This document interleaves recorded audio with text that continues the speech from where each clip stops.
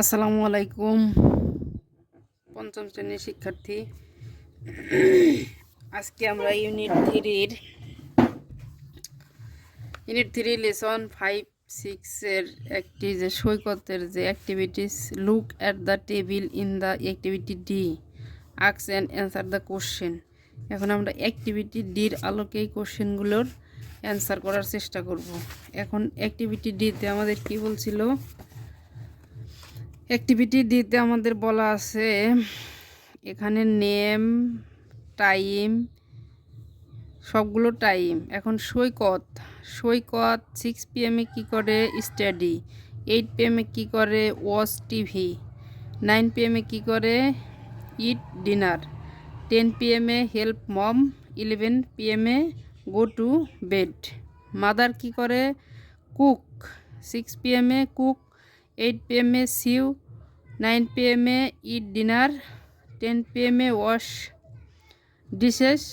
11 PM watch TV. Father কী করেন? Read, watch TV, eat dinner, help his wife right. এখন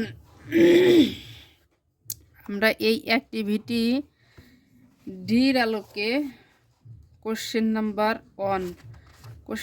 1 আমাদের কি বলছে যে what was Saikat doing at 6 o'clock yesterday। এখানে পাস্ট টেন্সের কিছু ব্যবহার দেখানো হয়েছিল গতকাল ক্লাসে, সেই হিসাবে পাস্ট টেন্সের যখন আমরা এটাকে ধরব তখন Saikat what was Saikat doing at 6 o'clock yesterday।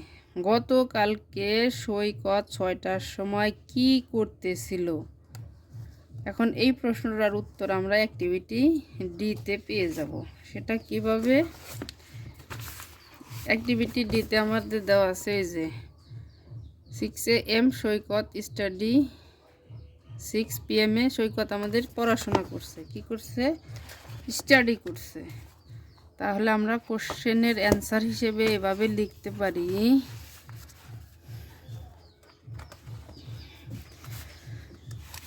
Question থেকে আমরা বেশি অংশটুকু লিখব। এখানে কোশ্চেন থেকে আমরা অ্যান্সারটুকু লিখলে আমাদের আগে প্রথমে সাজাতে হবে যে নাম্বার 1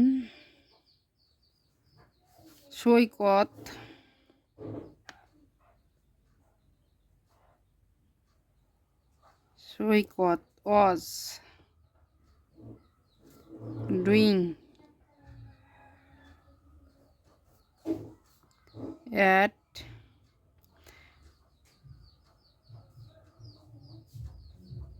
এখানে কিন্তু আমাদের স্টাডি দিতে হবে। ডুইং লেখা ঠিক হলো না। সৈকত was studying. Saikat was D, স্টাডির সাথে আইএনজি যুক্ত হবে। Saikat was studying at 6 o'clock yesterday।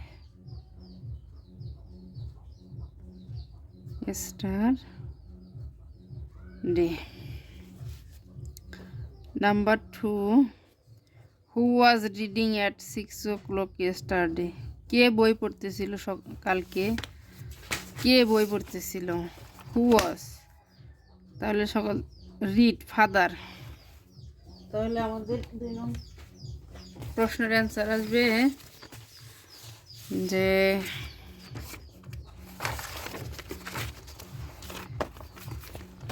আমরা অ্যান্সার এভাবে লিখতে পারি এখান থেকেই হু দিয়ে যদি কোনো প্রশ্ন থাকে তাহলে হু উঠিয়ে দিয়ে শুধু ওই ব্যক্তির নামটি বসিয়ে দিলেই আমাদের আর কোনো কিছু লিখতে হবে না।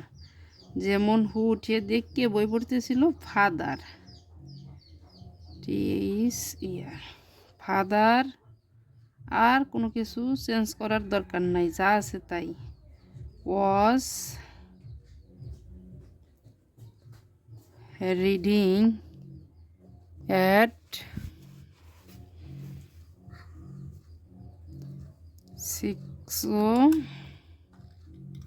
o'clock yesterday.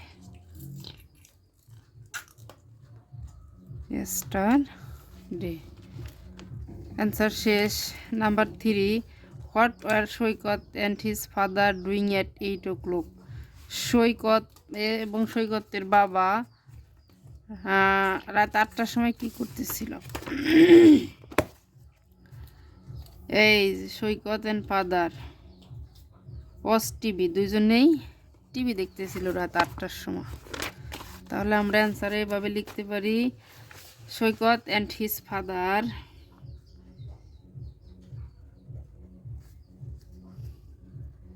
Saikat and his father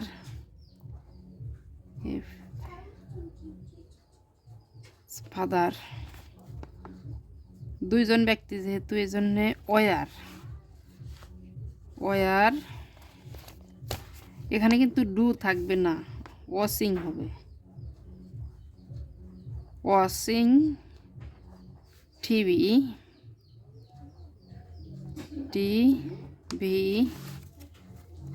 at 8 o'clock yesterday.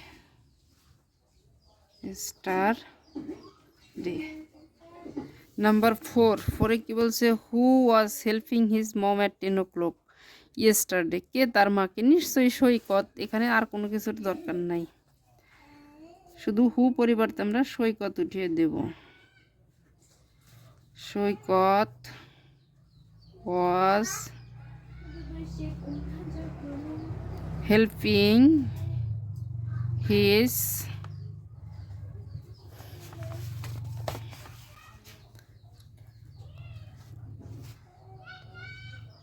mother at 10 o'clock yesterday.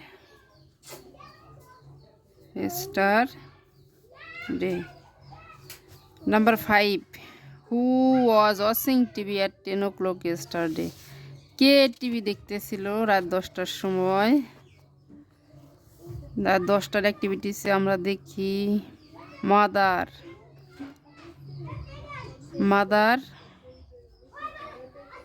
Watches dish help. রাত 10টার সময় টিভি দেখতেছিল কে?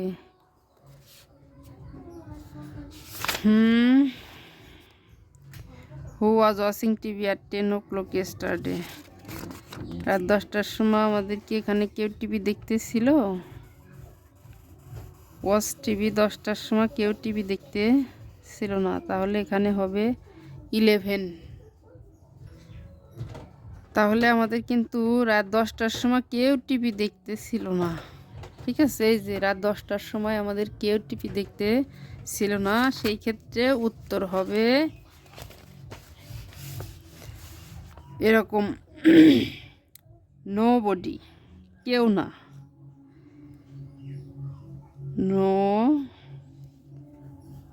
Nobody was watching TV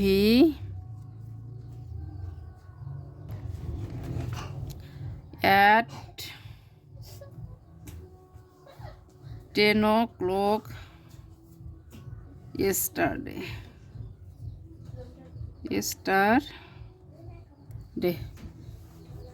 এভাবে আমরা এই উত্তরগুলো লিখতে পারি অতি সহজেই।